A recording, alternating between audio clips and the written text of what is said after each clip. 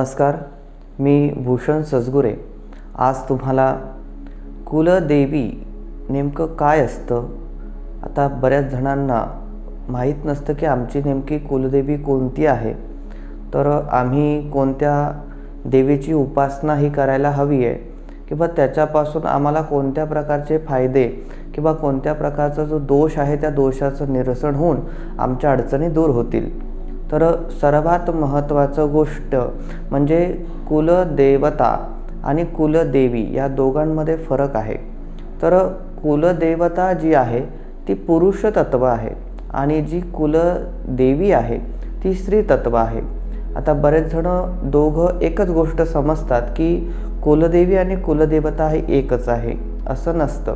तर सर्वात महत्त्वाची गोष्ट म्हणजे आपली जी कुलदेवी आहे ही आपल्या कुळाचं रक्षण करणारी देवी असते, आपल्या कुळाचं पालन पोषण करणारी देवी असते.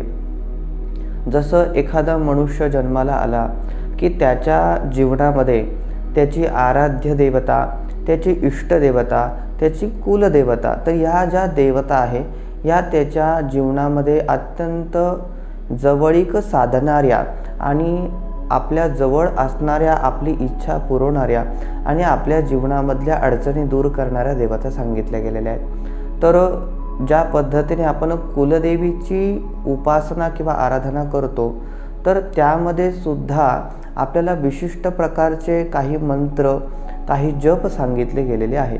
तर पहिला जो मुद्दा उपस्थित होतो की कुलदेवी नेमकं काय आहे, तर पहिली गोष्ट तर कुलाचं रक्षण करणारी देवी, कुळाचा सांभाळ करणारी देवी, याला म्हणावं कुलदेवी. ही आपल्या जीवनात प्रगती आणि आपल्या जीवनामध्ये आनंद प्रदान करणारी देवी असते. तर पूर्वीच्या काळामध्ये काही वाहनांची सोय नव्हती, काही अडचणी होत्या, प्रत्येक ठिकाणी जाणं शक्य नव्हतं. मग त्यानुसार आपल्या जवळील जी काही देवी आहे तिलाच आपल्या कुलदेवतेचं प्रतीक म्हणून त्या देवीची पूजा करणे, अर्चना करणे, साधना करणे अशी परंपरा प्रथा सुरू झाली आहे. पण ज्या कुलदेवी सांगितली गेली आहे ती 3.5 शक्तिपीठापैकी एक असते. जे 3.5 शक्तिपीठ आहे कोणते आहे, एक म्हणजे तुळजाभवानी माता, त्याच्यानंतर जी महालक्ष्मी आहे ती एक आहे, एक रेणुका माता आहे आणि जे अर्धपीठ म्हणून ओळखलं जातं ते म्हणजे सप्तशृंगी माता, हे अर्धपीठ म्हणून ओळखले गेले. या 3.5 पीठांपैकीच प्रत्येकाची एक कुलदेवी सांगितली गेलेली आहे. मात्र जसं मी तुम्हाला पूर्वी सांगितलं की प्रत्येकाला पूर्वीच्या काळामध्ये जाणं त्या ठिकाणी शक्य नव्हतं, वाहनांची सोय नव्हती, अनेक अडचणी होत्या. त्यामुळे त्या देवीचं प्रतिरूप, प्रतिकात्मक रूप म्हणून आपल्या नजदीक किंवा आपल्या जवळ जी देवी आहे तीच देवीची उपासना करणे हा त्यांनी जो नियम सुरू केला तो चुकीचा आहे अशातलं माझं म्हणणं मुळीच नाही. पण जसं आपण आताच्या युगामध्ये म्हणायला जाऊ की सर्वात मेन ऑफिस ज्याला आपण म्हणतो ते हे 3.5 पीठापैकी एक आहे. मात्र त्याचे प्रतिकात्मक रूप जसं आपण रेणुका माता म्हटलं, त्याचे प्रतिकात्मक रूप जे आहे ती एकविरा माता आहे, त्याच्यानंतर नागाई माता आहे, त्याच्यानंतर अन्नपूर्णा जी स्वरूप सांगितली गेली ती आहे. तर ह्या ज्या देवता आहे या रेणुका मातेच्याच प्रतिरूप आहे. तर या 3.5 पीठांपैकीच एक आपली कुलदेवी असते. मात्र काही लोक आपल्या जवळील देवी जी आहे ती आपल्याला आपली कुलदेवी म्हणून स्वरूप या ठिकाणी मानलं जातं. तर पुढचा मुद्दा जो आहे की आपल्या कुलस्वामिनीची जी उपासना आहे ही कोणत्या मंत्राने करायला पाहिजे, तर त्याच्या नाममंत्राने केली तरी चालेल. एखाद्याची कुलदेवी समजा महालक्ष्मी माता आहे तर ओम महालक्ष्मी नमः या मंत्राचा जप केल्याने देखील आपल्या कुळातल्या अडचणी, आपल्या घरातल्या अडचणी या कमी होत असतात.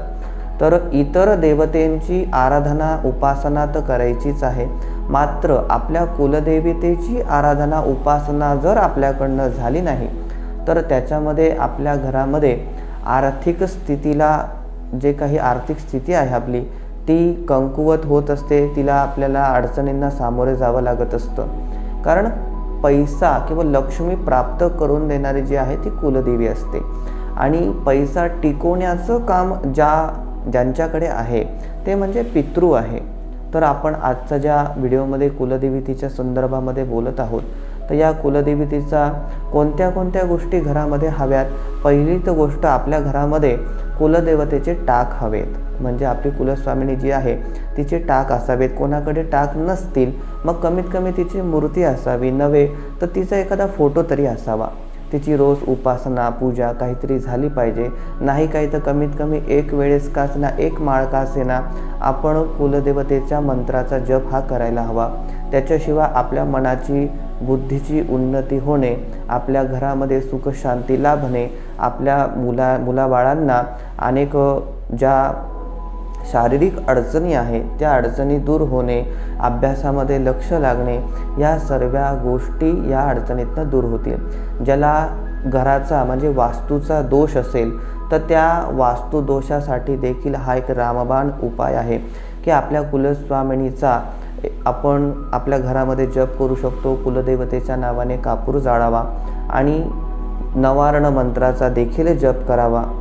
जर एखाद्याला आपल्या कुलदेवतेचा जपच माहिती नसेल तर नवारण मंत्र हा अत्यंत उपयोगी आहे, त्या मंत्राचा देखील जप करावा। नाम जप केला तरी चालेल, पण नवारण मंत्राने किंवा ओम नमो भगवते देव्यै नमः या मंत्राने देखील मंत्राचा जप आपण करू शकतो। ओम कुलदेवतायै नमः या मंत्राने देखील आपण आपल्या कुलस्वामिनीचा जप करू शकतो, कारण ते जे कुलतत्व आहे ते देखील देवी तत्व या ठिकाणी जागृत होतं आणि आपल्या घराला सुख शांती प्रदान करून देत असतं। तर आपल्या कुलदेवतेच्या बाबतीमध्ये काही शंका असतील, काही अडचण असतील तर कमेंट बॉक्समध्ये लिहायला विसरू नका। हा व्हिडिओ अत्यंत स्वल्प तयार केला गेलेला आहे, तरीसुद्धा याच्याबद्दलची माहिती मी पुढच्या व्हिडिओमध्ये नक्कीच टाकणार आहे। हा व्हिडिओ जर तुम्हाला आवडला तर जास्तीत जास्त लोकांपर्यंत शेअर करा, लाईक करा आणि सबस्क्राईब करायला मात्र विसरू नका। नमस्कार।